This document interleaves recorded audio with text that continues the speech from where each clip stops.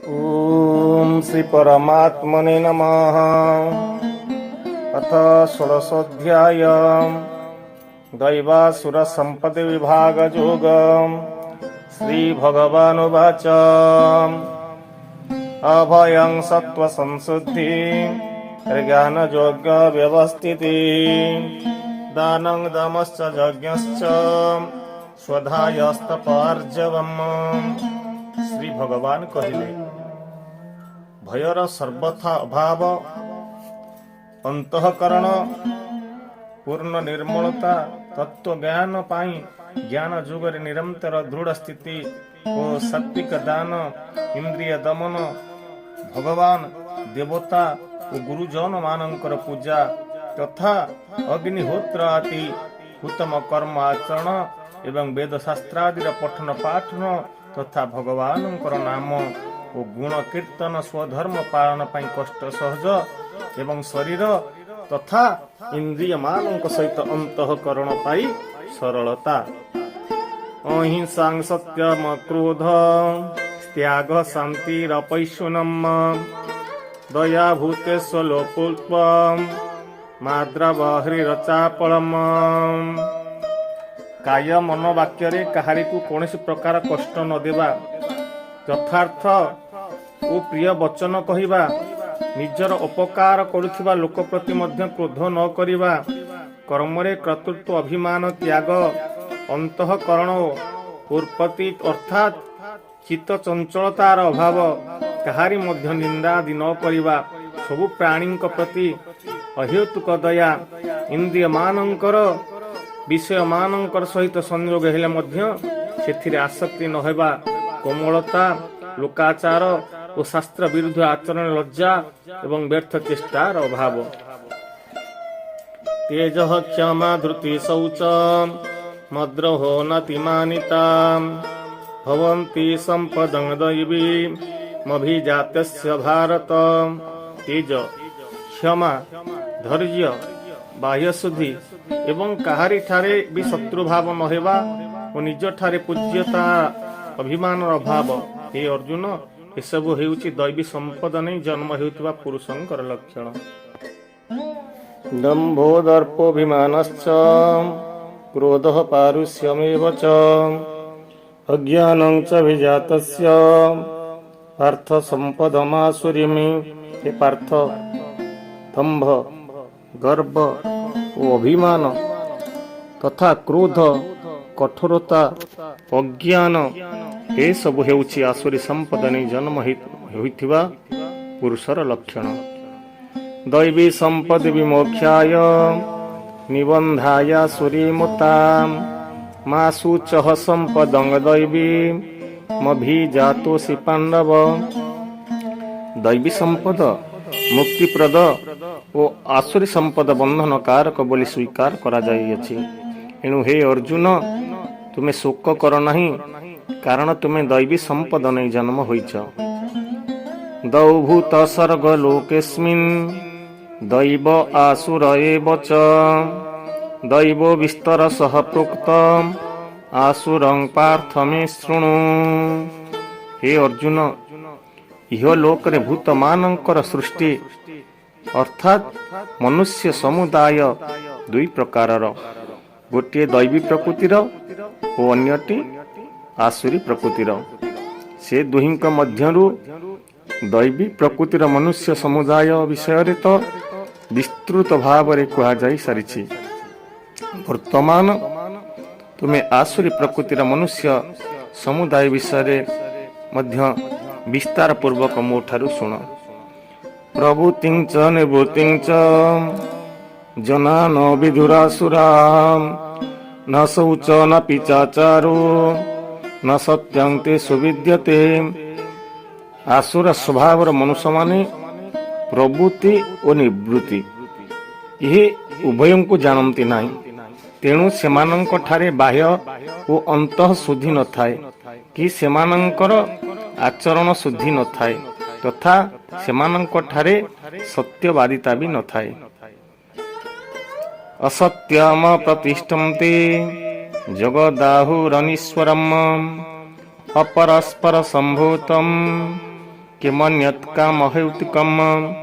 ସେହି ଆସୁରୀ ପ୍ରକୃତିର ମନୁଷ୍ୟମାନେ କହନ୍ତି ଯେ ଜଗତ ଆଶ୍ରୟ ରହିତ, ସର୍ବଥା ଅସତ୍ୟ ଓ ଈଶ୍ୱର ରହିତ। ଏହା କେବଳ ସ୍ତ୍ରୀ ପୁରୁଷଙ୍କ ସଂଯୋଗକୁ ନିଜେ ନିଜେ ଉତ୍ପନ୍ନ ହୋଇଛି। ଅତଏବ କେବଳ କାମ ହିଁ ଏହାର କାରଣ, ଏହା ଛଡ଼ା ଆଉ କ'ଣ ଅଛି? ଏତାଂ ଦୁଷ୍ଟିମବଷ୍ଟଭ୍ୟ ନଷ୍ଟାତ୍ମାନୋଳପବୁଦ୍ଧୟଃ ପ୍ରଭବନ୍ତ୍ୟୁଗ୍ରକ୍ରମାଣଃ କ୍ଷୟାୟ ଜଗତୋ ହିତାଃ। ଏହି ମିଥ୍ୟା ଜ୍ଞାନକୁ ଅବଲମ୍ବନ କରି ଯେଉଁମାନଙ୍କର ସ୍ୱଭାବ ନଷ୍ଟ ହୋଇସାରିଲାଣି ତଥା ଯେଉଁମାନଙ୍କର ବୁଦ୍ଧି ମନ୍ଦ, ଯେଉଁମାନେ ସମସ୍ତଙ୍କ ଅପକାରୀ, ସେହି କ୍ରୂର କର୍ମା ମନୁଷ୍ୟମାନଙ୍କର ସାମର୍ଥ୍ୟ କେବଳ ଜଗତର ବିନାଶ କରିବାକୁ ହିଁ ହୋଇଥାଏ। କାମମାଶ୍ରିତ୍ୟ ଦୁଷ୍ପୁରମ ଦମ୍ଭମାନ ମଦାନ୍ବିତାଃ ମୋହାଦ୍ ଗୃହୀତ୍ୱା ସଦ୍ଗ୍ରାହାନ୍ ପ୍ରବର୍ତ୍ତନ୍ତେ ଶୁଚିବ୍ରତାଃ। ସେହି ଦମ୍ଭ, ମାନ ଓ ମଦଯୁକ୍ତ ମନୁଷ୍ୟମାନେ କୌଣସି ପ୍ରକାରେ ବି ପୂର୍ଣ୍ଣ ହେଉନଥିବା କାମନାମାନଙ୍କୁ ଆଶ୍ରୟ କରି ଅଜ୍ଞାନବଶତଃ ମିଥ୍ୟା ସିଦ୍ଧାନ୍ତମାନ ଗ୍ରହଣ କରି ଓ ଭ୍ରଷ୍ଟ ଆଚରଣ ଧାରଣ କରି ସଂସାରରେ ବିଚରଣ କରନ୍ତି।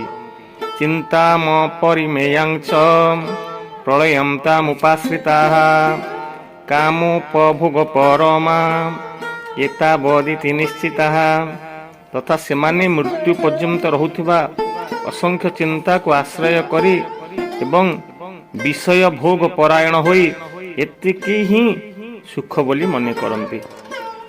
ଆଶା ପାଶ ସତୈର୍ବଦ୍ଧା କାମ କ୍ରୋଧ ପରାୟଣାଃ ଇହନ୍ତେ କାମ ଭୋଗାର୍ଥ ମନ୍ୟାୟେନାର୍ଥ ସଞ୍ଚୟାନ୍। ସତ ସତ ଆଶପାଶରେ ଆବଦ୍ଧ ହୋଇଥିବା ସେ ମନୁଷ୍ୟମାନେ କାମ କ୍ରୋଧ ପରାୟଣ ହୋଇ ବିଷୟ ଭୋଗ ପାଇଁ ଅନ୍ୟାୟ ପୂର୍ବକ ଧନାଦି ସଂଗ୍ରହ କରିବାରେ ଚେଷ୍ଟାରେ ଲାଗି ରହିଥାନ୍ତି। ଇଦମଦ୍ୟ ମୟା ଲବ୍ଧ ମିମଂ ପାପ୍ସ୍ୟତେ ମନୋରଥମ୍ ଇଦମସ୍ତିଦମପି ମେ ଭବିଷ୍ୟତି ପୁନର୍ଧନମ୍। ସେମାନେ ଭାବନ୍ତି ମୁଁ ଆଜି ଏହା ପାଇଗଲି, ଏହା ଏଥର ଏହି ମନୋରଥ ପୂର୍ଣ୍ଣ ହୋଇଯିବ। ମୋ ପାଖରେ ଏତିକି ଧନ ଅଛି ଏବଂ ଆହୁରି ମଧ୍ୟ ଏତକ ଧନ ମୋର ହୋଇଯିବ। ଅଶ୍ୱମୟା ହତଃ ଶତ୍ରୁ ହନିଷ୍ୟେ ଚାପରାନପି ଈଶ୍ୱରଃ ମହଂ ଭୋବି ସିଧୁହଂ ବଳବାନ୍ ସୁଖୀ। ସେହି ଶତ୍ରୁ ମୋ ଦ୍ୱାରା ନିହତ ହୋଇଗଲା ଏବଂ ଅନ୍ୟ ଶତ୍ରୁମାନଙ୍କୁ ମୁଁ ମଧ୍ୟ ମାରିଦେବି। ମୁଁ ଈଶ୍ୱର, ମୁଁ ଐଶ୍ୱର୍ଯ୍ୟବାନ, ମୁଁ ସମସ୍ତ ସିଦ୍ଧିରେ ଯୁକ୍ତ, ବଳବାନ ତଥା ସୁଖୀ। ଆଢ୍ୟୋଭିଜନବାନସ୍ମି କୋନ୍ୟସ୍ତି ସଦୃଶୋ ମୟା ଯକ୍ଷୁ ଦାସ୍ୟାମି ମୋଦିଷ୍ୟ ଇତ୍ୟଜ୍ଞାନୋ ବିମୋହିତାଃ। ଅନେକ ଚିତ ବିଭ୍ରାନ୍ତା ମୋହଜାଲ ସମାବୃତାଃ ପ୍ରସକ୍ତାଃ କାମ ଭୋଗେଷୁ ପତନ୍ତି ନରକେଷୁ ଚ। ମୁଁ ବିରାଟ ଧନୀ ଓ ବିଶାଳ କୁଟୁମ୍ବୀ, ମୋର ସମାନ ଆଉ କିଏ ଅଛି? ମୁଁ ଯଜ୍ଞ କରିବି, ଦାନ ଦେବି ଓ ଆମୋଦ ପ୍ରମୋଦ କରିବି। ଏପରି ଭାବରେ ଅଜ୍ଞାନରେ ମୋହିତ, ଅନେକ ପ୍ରକାର ବିଭ୍ରାନ୍ତ ଚିତ ତଥା ମୋହରୂପୀ ଜାଲରେ ଆବଦ୍ଧ ଓ ବିଷୟ ଭୋଗରେ ଅତ୍ୟନ୍ତ ଆସକ୍ତ ଆସୁର ସ୍ୱଭାବର ଲୋକେ ଅତ୍ୟନ୍ତ ଅପବିତ୍ର ନରକରେ ପଡ଼ନ୍ତି। ଆତ୍ମସମ୍ଭାବିତାଃ ସପ୍ତାମ୍ ଧନମାନ ମଦାନ୍ବିତାଃ ଯଜନ୍ତେ ନାମ ଯଜ୍ଞସ୍ତେ ଦମ୍ଭେନା ବିଧିପୂର୍ବକଂ।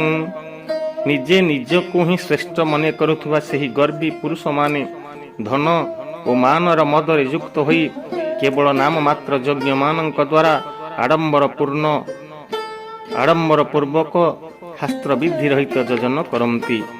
ଅହଙ୍କାରଂ ବଳଂ ଦର୍ପଂ କାମଂ କ୍ରୋଧଂ ଚ ସଂଶ୍ରିତାଃ ଅମାତ୍ମା ପରଦେହେଷୁ ପ୍ରଦିଶ୍ୟନ୍ତୋऽଭ୍ୟସୂୟକାଃ।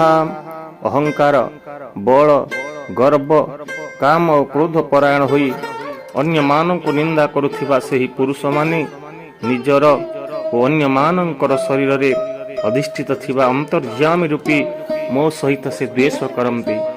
ତାନହଂ ଦୁଷ୍ୱତଃ କ୍ରୂରାନ୍ ସଂସାରେଷୁ ନରାଧମାନ୍ କ୍ଷିପ୍ୟାମ୍ୟଜସ୍ରଂ ଶୋଭା ନାସୁରୀଷ୍ୱବଜୋନିଷୁ। ସେହି ଦ୍ୱେଷ କରୁଥିବା पापाचारी ओ कुरकर्मा निराध मानंकु मो संसार रे बारंबार आसुरी जोनि मानंकरे ही निक्षेप करे। आसुरीं जोनिमापन्न मूढ़ा जन्म निजन्मनि माम प्रापैव कौन्तेय तंतो जात्यं धमागतिम। हे अर्जुन, सेही मूढ़ लोक माने मुक्ति न पाई जन्म जन्मांतरे आसुरी जोनि ही पांती, ताठारु भी अति नीच गति पांती, अर्थात घोर नरकरे पड़ती। त्रिविध नरकासैदं द्वारं नात्म नाशनमात्मनः कामः क्रोध तथा लोभ तस्मादेतत्रयं त्यजेते। काम, क्रोध ओ लोभ नरकर एही तीन प्रकार द्वार ही आत्मार विनाश करती, अर्थात ताहार अधोगति घटाई दियंती। अतएव सेही तीनोटी को त्याग करदेवा उचित। एतैर्विमुक्तः कौन्तेय त्वमद्वारे स्थितिर्नरः आचरत्यात्मनः श्रेय ततो जाति परांगतिमि। हे अर्जुन, नरकर एही तीन द्वार मुक्त होइतिबा पुरुष निजर कल्याण आचरण करती, यह द्वारा से परम गति पाती, अर्थात मुक्ति पाती। जह शास्त्र विधि मुश्चर्य वर्तते कामकारतः न स सिद्धिमवाप्नोति न सुखं न परागतिं। जो पुरुष शास्त्र विधि त्याग करे निज इच्छा रे मनमुखी आचरण करे, से सिद्धि पाए नहीं कि परम गति पाए नहीं कि सुख पाए नहीं। तस्मात् शास्त्रं प्रमाणं ते कार्य कार्य व्यवस्थितो ज्ञानता शास्त्र विधानक्तो कर्म कर्तुमिहाहसि। तेणु तुम्भ पाही ए कर्तव्य ओ अकर्तव्य निर्णय शास्त्र ही प्रमाण। यही परि जानी तुम्हें शास्त्र विधि द्वारा नियत कर्म ही करिबा उचित। बहुत बहुत धन्यवाद। आपण पर्यंत शुणुथिले श्रीमद् भगवत गीतार 16 अध्याय। आपण जदि चैनल नुआ तो चैनल को सब्सक्राइब करंतु, लाइक करंतु, अधिकरु अधिक शेयर करंतु एवं कमेंट बॉक्स रे निजर मतामत दे मते उत्साहित करिवा होंतु। आज आपण दिनटी मंगलमय हो। जय जगन्नाथ।